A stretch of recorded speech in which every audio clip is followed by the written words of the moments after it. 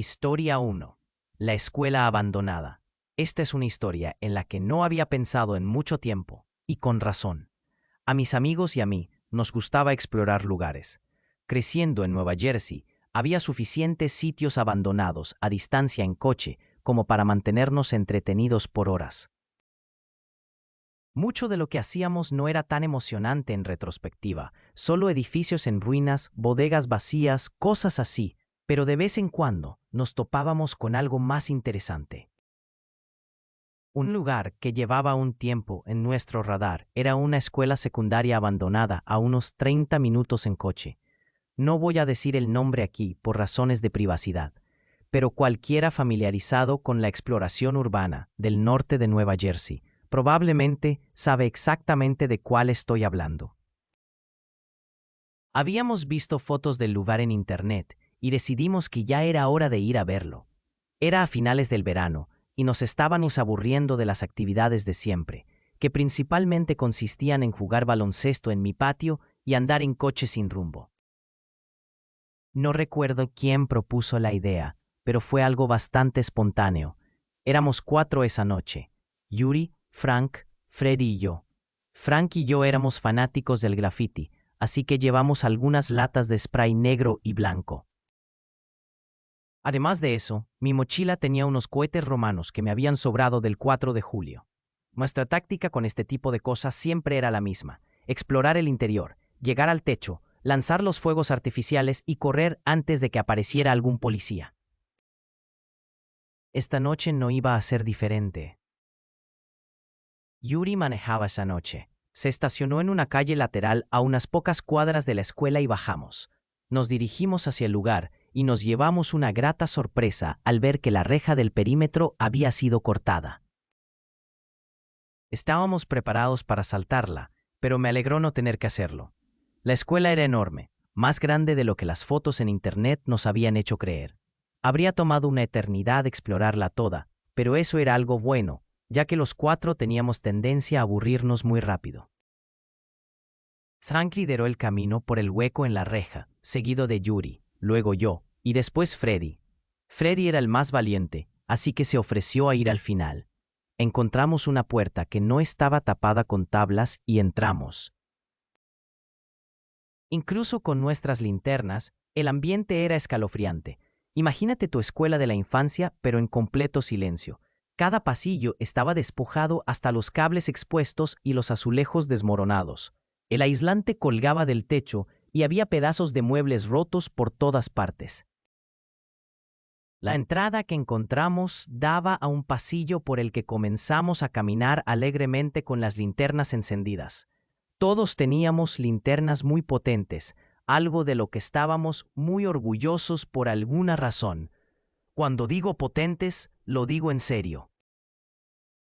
La mía costó $60 y podía iluminar una habitación entera con un rayo tan fuerte que te dejaba cegado por unos segundos si accidentalmente la mirabas de frente. Era honestamente mucho dinero para una linterna, pero creo que valió la pena. Las paredes estaban cubiertas de grafitis, algunos buenos, otros horribles. Frank y yo nos detuvimos aquí y allá para ver algunas firmas, pero principalmente seguimos avanzando. Me ahorraré la mayoría de los detalles sobre el edificio en sí, pero fue realmente impresionante. Ver todos esos asientos y un escenario que literalmente se estaba desmoronando era una visión increíble. Dimos una vuelta rápida por el sótano, que era con mucho la parte más deteriorada de la escuela. No pasamos mucho tiempo ahí, en parte por el estado del lugar, pero principalmente porque podía notar que mis amigos se estaban poniendo nerviosos. Una de las habitaciones tenía un enorme pentagrama pintado en el suelo, lo cual no era exactamente una vista reconfortante. Escalofriante sí, pero no era inusual. Cualquiera que haya hecho exploración urbana sabe que estos aparecen en todas partes. No nos detuvimos. Los 4 finalmente llegamos al segundo piso. Uno de los salones tenía una pared blanca completamente intacta, básicamente un lienzo en blanco. Frank y yo sonreímos y empezamos a pintar, mientras Yuri y Freddy dijeron que iban a seguir explorando y a buscar la manera de llegar al techo. Desaparecieron por uno de los oscuros pasillos mientras nosotros nos quedamos marcando. Una vez que terminamos nuestra obra, Frank quería seguir trabajando en otra sección de la pared. Yo salí de la habitación a ver algo del mejor arte en los pasillos cercanos. Después de unos 5 minutos parado admirando el arte, escuché a Frank gritar desde atrás. Sonaba enojado y preguntó si le estaba jugando una broma. Le dije que no sabía de qué hablaba y me dijo que dejara de actuar todavía enojado. Antes de que pudiera entender qué quería decir, dijo: «Sé que tomaste mi mochila». Juré que no había hecho nada, que había estado parado en el pasillo todo el tiempo. Me creyó y murmuró algo sobre que debía haber sido Freddy.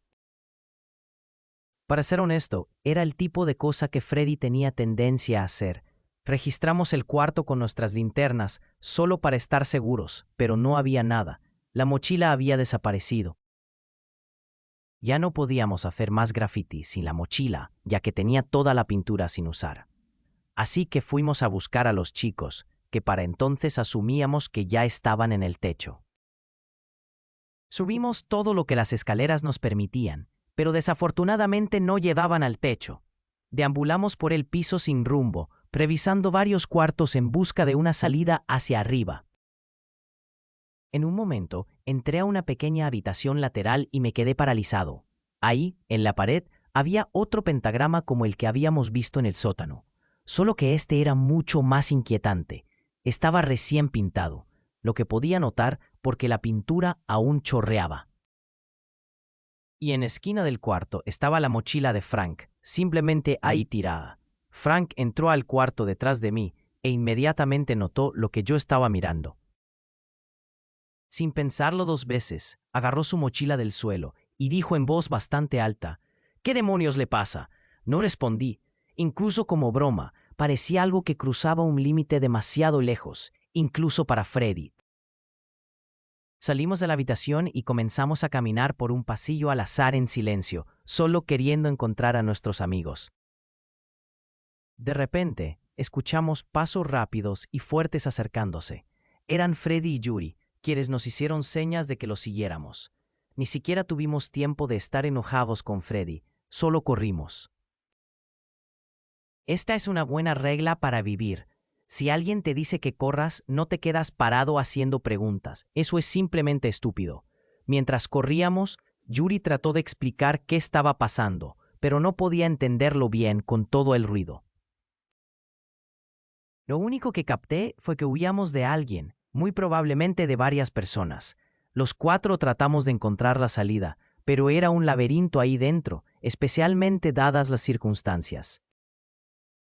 Finalmente nos detuvimos a recuperar el aliento en una esquina de lo que se sentía como un ala completamente diferente del edificio. Todos acordamos que si simplemente encontrábamos una escalera cualquiera y bajábamos, eventualmente encontraríamos una salida. No parecía que hubiera nadie persiguiéndonos, así que decidimos movernos despacio y en silencio. Después de encontrar una escalera, bajamos un par de pisos.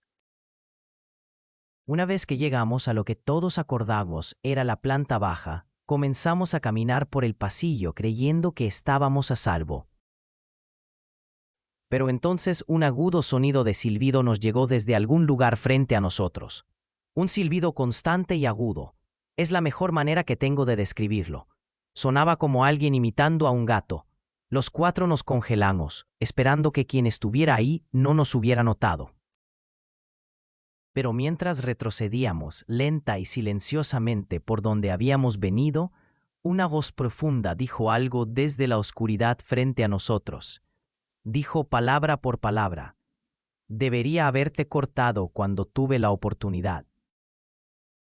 No esperamos ni un segundo más, simplemente corrimos. Esta vez podía escuchar varios conjuntos de pasos detrás de nosotros, lo que hacía todo 10 veces más aterrador que antes. Nos gritaban cosas obscenas, que nos iban a matar y que tenían todas las salidas cubiertas.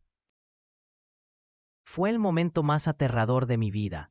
Pensé que íbamos a tener que volver a subir y escondernos en algún lugar del edificio. Pero de alguna manera Yuri tomó un giro en el momento justo, y adelante vimos la puerta original por la que habíamos entrado. Seguimos corriendo incluso después de salir, luego por la reja y todo el camino de vuelta al coche de Yuri. Yuri arrancó, y aunque todos miramos hacia atrás a la escuela, no se podía distinguir mucho dado lo oscuro que estaba. De todas formas, no íbamos a quedarnos. Mientras nos alejábamos, Freddy nos contó su versión de lo ocurrido.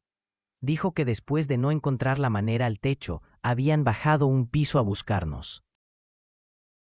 Aparentemente, Freddy comenzó a escuchar un extraño tintineo metálico proveniente de una de las habitaciones, que asumió que éramos nosotros. Él y Yuri entraron y vieron 3 figuras encapuchadas sentadas en círculo, inclinadas sobre algo en el suelo. Según Freddy, parecía que estaban jugando algún tipo de juego con canicas o piedras de vidrio.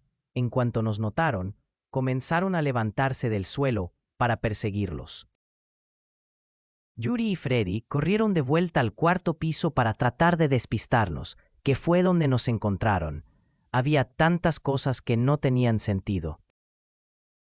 La pregunta más obvia, al menos la que yo tenía, era ¿por qué iban a molestarnos robando la mochila de Frank si realmente tenían intenciones hostiles? La teoría de Freddy era que quienes estaban ahí pensaban que nunca encontraríamos la salida, así que decidieron jugar con nosotros primero. Yuri pensaba que la habitación con el pentagrama era donde nos iban a matar o sacrificar, o algo de ese estilo de culto.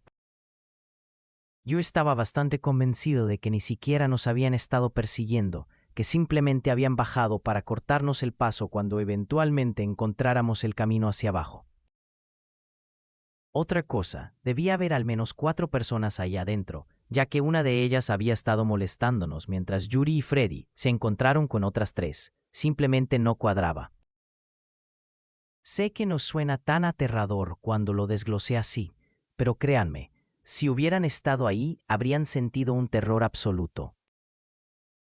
Nunca volvimos, pero que yo sepa, ese edificio todavía existe.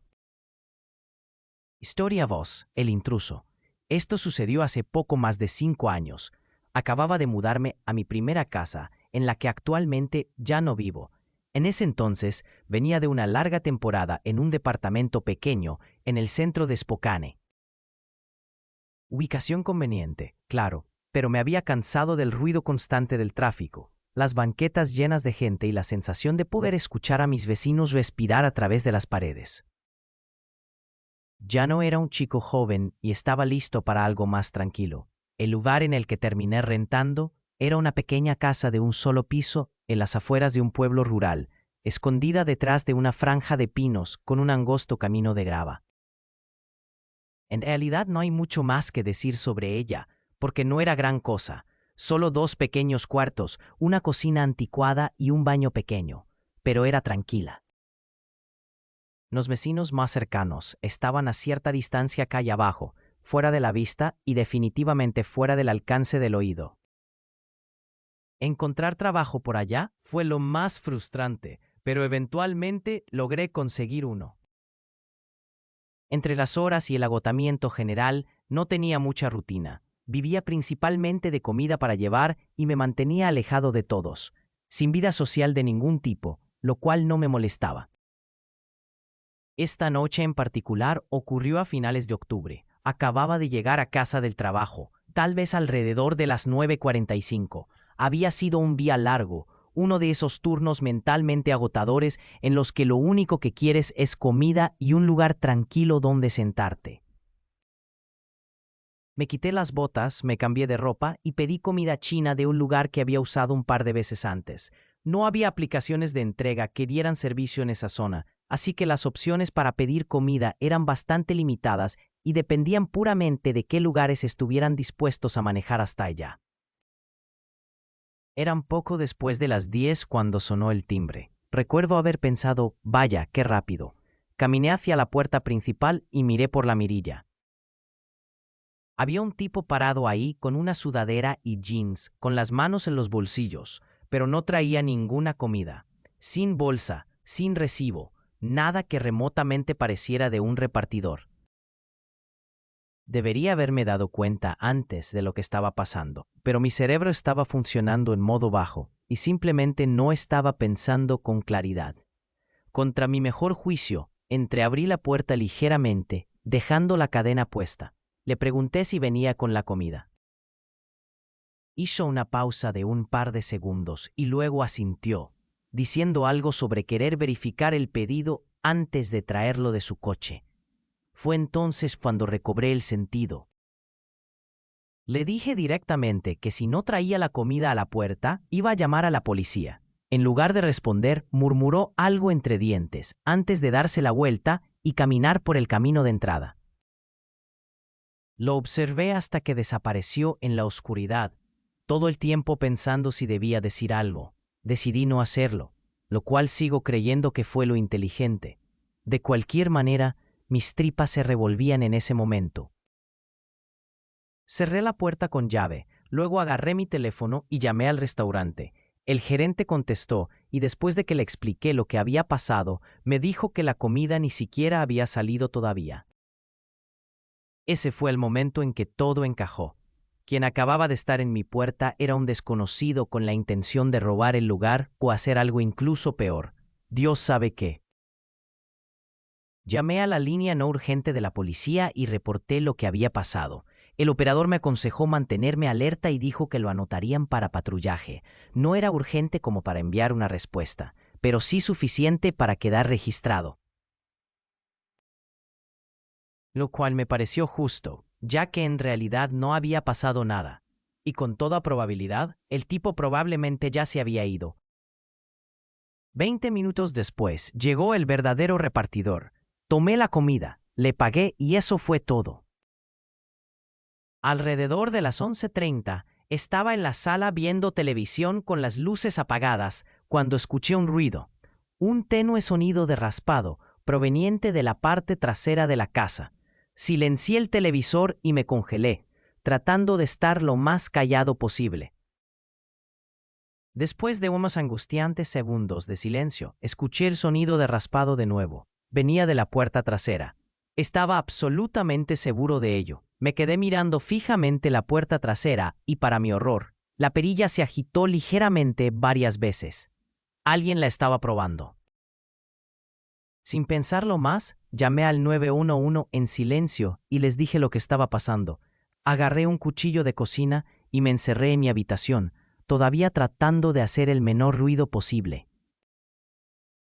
Después de unos buenos 15 minutos, un oficial finalmente se anunció en mi puerta principal y corrí a abrirle. La policía hizo un registro de mi propiedad y los alrededores. No había nadie a la vista. A pesar de eso, uno de ellos señaló algo cerca de la puerta trasera, marcas de palanca frescas. Parecía que alguien había intentado meter algo por debajo de la cerradura. Probablemente un desarmador plano o una navaja multiusos. Les di mi declaración y conecté todo con lo que había pasado antes. Dijeron que aumentarían las patrullas temporalmente, pero que fuera de eso no había nada más que pudieran hacer. Por más que esa respuesta me insatisfizo, no tuve más opción que aceptarla y seguir adelante. Mentiría si dijera que dormí tranquilo después de eso, pero las siguientes noches pasaron sin incidentes. Me dije a mí mismo que no había manera de que ese tipo regresara, después de que le llamaran a la policía 2 veces, y no regresó. Pero unas noches después me desperté pasada la medianoche a causa de sirenas. Sirenas de policía. No estaban muy cerca, pero eran lo suficientemente fuertes como para despertarme de golpe. Me levanté y me acerqué a la ventana justo a tiempo para ver 3 patrullas pasar volando frente a mi casa con las sirenas encendidas. Me alegró que no tuviera nada que ver conmigo, aunque de todas formas me generó curiosidad. Supuse que probablemente era algún asunto doméstico no relacionado y simplemente volví a la cama. Pero no 20 minutos después de haberme quedado dormido de nuevo, me despertaron otra vez, esta vez con golpes en mi puerta principal. Adormilado, me levanté, caminé hacia la puerta y miré por la mirilla. Había 2 oficiales uniformados parados en el porche. Cuando abrí, uno de ellos me preguntó si reconocía a alguien que acababan de detener a unas calles de distancia. Levantó su teléfono y me mostró una foto. Era él. Era ese tipo de unos días antes, el que había intentado entrar a mi casa. Lo confirmé enfáticamente con un shock audible en mi voz. Aparentemente lo habían atrapado intentando entrar a otra casa cercana. Lo tenían bajo custodia y pensaron que había una posibilidad de que hubiera una conexión con la llamada que yo había hecho antes en la semana. Los oficiales me dijeron que ya no tendría que preocuparme por él y los agradecí. Esa fue la última vez que supe algo al respecto. Nunca hicieron seguimiento conmigo y yo nunca pregunté. Solo estaba feliz de seguir con mi vida y básicamente olvidar todo el asunto. De hecho, terminé mudándome de esa casa poco después de eso, principalmente porque me estaba volviendo loco viviendo en aislamiento. Historia 3. La noche en el bar. Esto sucedió hace apenas unas semanas y no he podido dejar de pensarlo desde entonces. Mi nombre es Catherine y soy una estudiante de Derecho de 24 años, a punto de comenzar mi segundo año en NYU. Para quienes no estén familiarizados, el primer año es una pesadilla. Creo que no dormí más de 4 horas por noche de septiembre a mayo. Así que cuando el verano finalmente llegó, me prometí a mí misma disfrutarlo mientras pudiera. Eso significaba salir mucho, especialmente los fines de semana. Me había quedado en casa con mi familia durante el verano por un par de razones. Era más fácil en cuanto a la renta, y además todos mis amigos del pueblo estaban por ahí. También me daba una agradable sensación de familiaridad y regreso que solo puedes obtener estando en casa. La mayoría de los sábados terminábamos en los mismos pocos bares a un par de pueblos de distancia. Hay uno, en particular, que siempre está lleno, y ahí fue donde estaba con mi amiga Jackie la noche en que todo ocurrió. Esto va a sonar mal, pero tengo el hábito de fingir ser un poco tonta cuando conozco chicos en los bares. Nada demasiado exagerado, solo lo suficiente para dejarlos asumir cosas, y vaya que asumen. No sé si esta siempre ha sido una dinámica en la vida nocturna, pero los chicos en los bares, al menos los que yo conozco, parecen asumir que cada chica con la que hablan es una completa tonta. No soy un genio ni nada por el estilo, pero definitivamente no soy tonta. Y aún así, fingir ser boba es de alguna manera divertido. Ni siquiera puedo explicar bien por qué lo hago. Solo creo que es gracioso ver cómo reaccionan los chicos. Y admito que hay algo satisfactorio en dar vuelta a la situación una vez que me aburro de jugar al papel. Jackie y yo acabábamos de recibir nuestras bebidas y estábamos observando a la gente cuando estos dos chicos se metieron en conversación con nosotras. Después supimos que se llamaban Sebastian y Luke. Parecían bastante normales, no inmediatamente inquietantes, de buen aspecto, seguros de sí mismos, sin señales de alerta evidentes, lo cual siempre era una buena señal. Jackie pareció conectar con Luke casi de inmediato, así que decidí quedarme y hablar con Sebastián. No estaba mal, de hecho era bastante encantador. Hablamos con ellos durante mucho tiempo, lo cual me sorprendió bastante, ya que la gran mayoría de estos encuentros en bares no duran más de 5 minutos. Jackie no es exactamente lo que considerarías una chica amable, así que el hecho de que no se cerrara a la conversación ya decía algo. En un momento dado, Jackie me tomó del brazo y susurró que necesitaba ir al baño. Mientras nos íbamos, Sebastián preguntó si queríamos algo de tomar. Le dije que ambas queríamos un ron con coca, que elegí porque es una bebida bastante estándar. En el baño, Jackie admitió que estaba pensando en irse a casa con Luke, preferiblemente más temprano que tarde. La noticia me sorprendió bastante, para ser completamente honesta. Yo soy generalmente la que toma las malas decisiones espontáneas, no ella. Le pregunté por qué actuaba de manera tan poco característica y trató de convencerme de que Luke podría ser el indicado, lo cual era obviamente risible, pero no se lo iba a decir. En cambio, solo me encogí de hombros. No estaba particularmente interesada de ninguna manera, pero si ella estaba metida en eso, sería una buena amiga y seguiría la corriente. Al regresar del baño, divisé a los chicos al otro lado del bar. No parecían habernos notado. Curiosamente, no estaban riendo ni hablando de la manera divertida y relajada que habían tenido antes de que nos fuéramos. En cambio, solo estaban parados ahí con caras inexpresivas. Cuanto más los miraba, más parecía que en realidad estaban susurrando, lo cual era aún más extraño. Por alguna razón, ese pequeño cambio de comportamiento me generó una sensación muy inquietante que no podía sacudir. En cuanto estuvimos a unos metros de ellos, la energía cambió de nuevo. Fue sutil, pero lo noté. Los dos volvieron de golpe al ambiente casual de bar que habían tenido apenas unos minutos antes. Luke empujó 2 bebidas hacia nosotras sin decir mucho. Miré hacia abajo. Había 4 bebidas en total, 2 rones con coca y otras 2 de algo más. No podía distinguir bien qué eran las otras bebidas, pero por el color amarillo brillante y el líquido que parecía un slushy, una cosa era segura. Definitivamente no lucían como algo que la mayoría de los chicos pediría. Decidí aprovechar eso. Con la sonrisa más inocente que pude mostrar, señalé las bebidas peculiares y les pregunté a los chicos qué eran. Sebastián dijo que eran piñas coladas, lo cual era completamente fuera de lo común. Incliné la cabeza y le lancé una mirada burlona, tratando de no dejar demasiado obvio que pensaba que algo estaba mal. En voz juguetona dije, «Saben, creo que estas bebidas podrían ser demasiado femeninas para ustedes. Sería una lástima que alguien los viera tomándolas». Sin esperar una respuesta, extendí la mano y deslicé nuestros rones con coca a través de la mesa, reemplazándolos con las bebidas congeladas. Luego levanté mi vaso y tomé un largo y lento sorbo antes de guiñarle el ojo a Sebastián. Jackie lo captó y agarró la bebida que empujé frente a ella. Me miró por un segundo, claramente confundida, pero siguió la corriente.